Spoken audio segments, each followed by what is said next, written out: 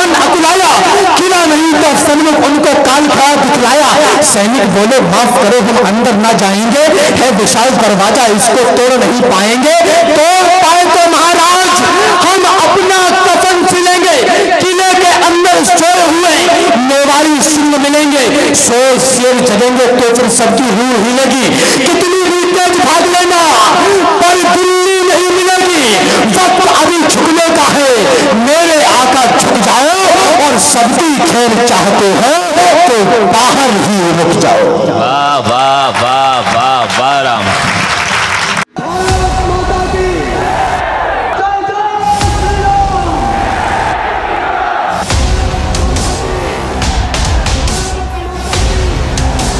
मेरे लिए इस देश से ज्यादा बड़ा कुछ भी नहीं।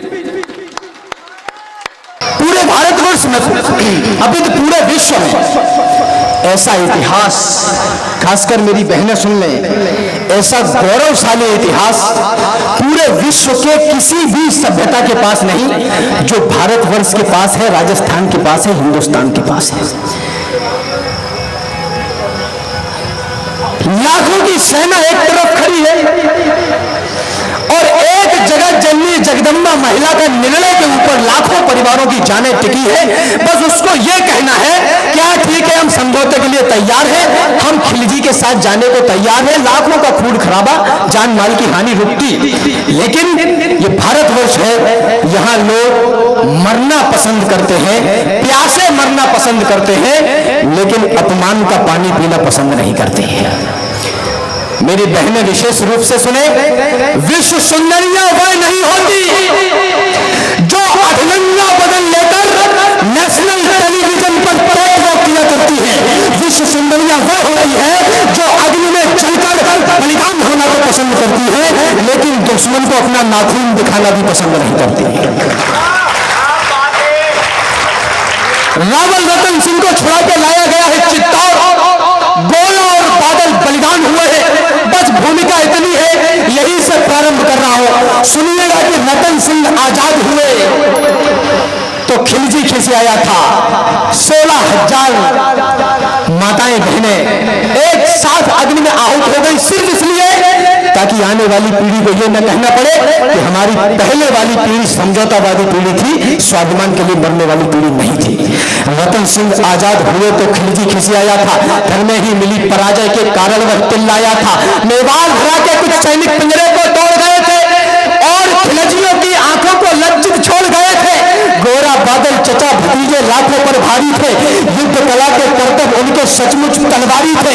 बिना शीश के युद्ध लड़ा था, कथा अमर कर आए, जीत गई राजपूती और दुश्मन के मुंड झुकाए। उधर नगाड़े बजे, इधर दिल्ली में मातम छाया और अहंकारी खिलजी खुद ही खुद में झल्लाया। बोला सेना से मुस्तंदे जाओ और मर जाना, अपने बेहूदे चेहरे मुझको नहीं दिखाना। दिल्ली जैसे बड़े दुर्ग की रक्षा न कर पाई, चंद सैनिकों के हाथों घर में ही मुंह खाई। वो आजाद परिंदे से आए और उड़ा ले गए, तुम तलवार न खींच सके, वो राजा छुड़ा ले गए। वाह वाह वाह वाह वाह वाह। उसने मुझको ललकारा है, मैं उसको ललकारूंगा। घर में घुसकर मारा है, घर में घुसकर मारूंगा। हाथी घोड़े सजवाओ, भाले पर्ची उठवा लो, सारी तलवारें तीर कटारी पर धारे रख डालो। पूछ करो चित्तौड़ दुर्ग की घेराबंदी कर दो, जो आंखें पद्मिनी को देखी वो आंखें अंधी कर दो। बूढ़े बच्चे विधवाओं पर रहम नहीं तुम खाना, वीरों से ना जीत सको तो छुपकर तीर चलाना। कभी पांव चित्तौड़ चलो तुम भनक हो दुश्मन को, मैं गर्दन से दूर करूंगा रतन सिंह के तन को। तो खिलजी अपनी सेना लेकर पहुंचा उस माटी में, बलिदानी धरती के ऊपर मेवाड़ी घाटी में। एक मुक्त सेना को रोका, जोरों से चिल्लाया और कायरों के समूह को एक फरमान सुनाया।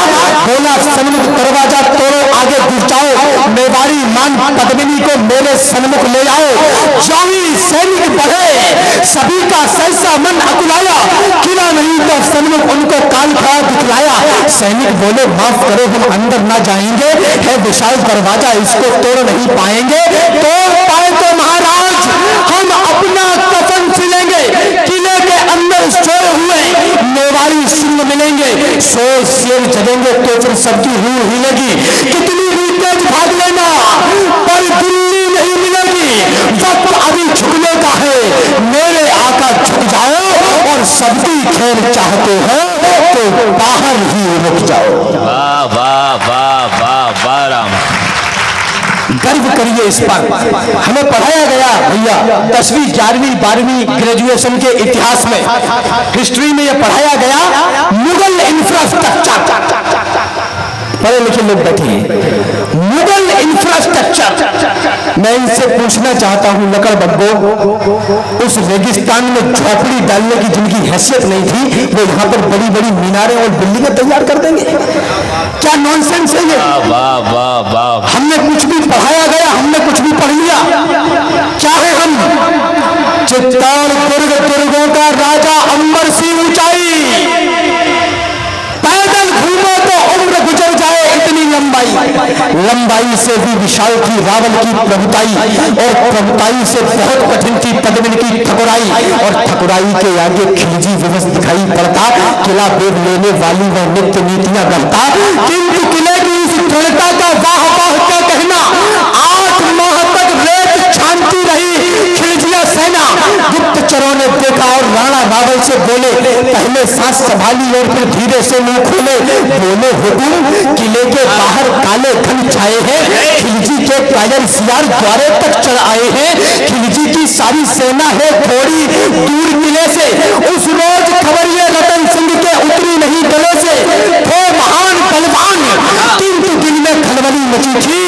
उस दिन रावल को गोरा बादल की कमी थी।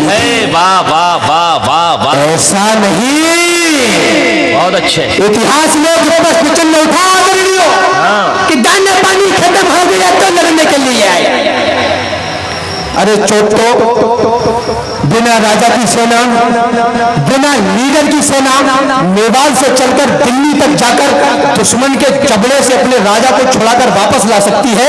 वह 8 महीने तक छाती पर दुश्मन को बर्दाश्त करेगी, दूसरे दिन किले के बाहर निकलेगी, कलेजा चीर के हाथ में रख देगी। वाह वाह वाह वाह वाह वाह। बजाना तो ढंग से बजाना,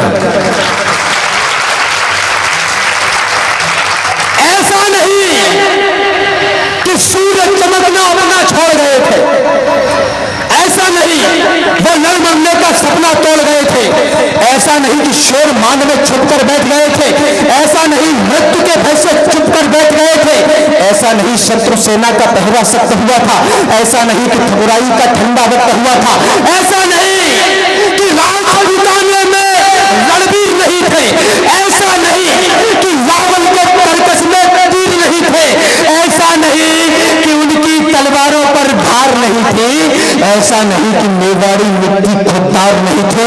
केवल एक यही भय था जो उनको रोक रहा था, मानवता का रक्त बहेगा जो टोक रहा था। पर्वत और युद्ध के किस्से और वेश्या का मुख, ये तीनों समुचित दूरी से ही देते सुंदर सुख। कथा युद्ध की सुनने में रमणीक लगा करती है, मगर समर्थन में शर्त की धार बहा करती है। बच्चे अनाथ होते हैं, बहुएं विधवा हो जाती हैं, तभी युद्ध की असली सूरत मित्र नजर आती है। अंतिम पंक्तियां रख के स्थान ले रहा हूं, इनको वर्तमान परिप्रेक्ष्य में भी लीजिएगा। मातृभूमि है माई,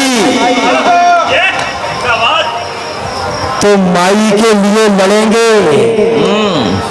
हमसे कहा जाता है, आदरणीय मुकेश भैया बैठे, जानी भैया बैठे, देसी घीस भैया बैठे, हमसे ये कहा जाता है कि तुम बड़ी ऊर्जा की आंदोलन की बात करते हो, युद्ध तो अंतिम स्थिति है। मेरे नौजवान दोस्तों, इस बात से आश्वस्त हो जाना कि प्रेम इस जीवन का आधार है, ये सत्य है, तो युद्ध इस जीवन का नियम है। अपने हिस्से की लड़ाई सबको लड़नी पड़ेगी। बहुत अच्छे, बहुत अच्छे। अपने अपने हिस्से की लड़ाई सबको लड़नी पड़ेगी। मातृभूमि है माई, तो माई के लिए लड़ेंगे। जिसमें खेले हैं उस अंगनाई के लिए लड़ेंगे। सत्य सनातनता की ऊंचाई के लिए लड़ेंगे। अटल राष्ट्र भारत की प्रभुताई के लिए लड़ेंगे। किसी और के लिए नहीं, भाई के लिए लड़ेंगे। और जग में भरत वंश की ऊंचाई के लिए लड़ेंगे। वाह वाह वाह वाह वाह। कल का सूरज चढ़ते ही आरंभ कीजिए राजन, एक लिंग की शपथ, युद्ध प्रारंभ कीजिए राजन। जो कुछ करना है कल के सूरज निकलते ही शुरू कर देना, प्रतीक्षा करना बंद कर दो। कोई नेता अभिनेता संस्था वंस्था ये वो दुनियादारी देश को बचाने आने वाला नहीं है। ये काम हमें और आपको बराबर बराबर मात्रा में करना है। जितनी जल्दी ये समझ जाएंगे उतना अच्छा है, वरना 3-3 4-4 मंजिल की बिल्डिंगें बना बेशक लो, आपकी संतान उसमें नहीं रहेगी, रहेगा तो कोई और ही। जो स्थिति हमारी आपकी है, मैंने इशारे में बड़ी बात कह दी। बहुत अच्छे। कल का सूरज चढ़ते ही आरंभ कीजिए राजन, एक लिंग की शपथ, युद्ध प्रारंभ कीजिए राजन। कल का सूरज देखेगा इन दिल वालों का जलवा। कोई हमारी शोभा यात्रा पर पत्थर फेंक दे और जिंदा रह जाए। कल का सूरज देखेगा इन दिल वालों का जलवा, लाखों से लड़ने वाले मां के लालों का जलवा। कल का सूरज अंत दिवस, कल का रण उत्सव होगा, तलवारें नंगी नाचेंगी, भीषण उत्सव होगा। कल यदि ताल चले माया तो इससे ताल भरेंगे, इस माटी के लाल रंग को गाढ़ा लाल करेंगे।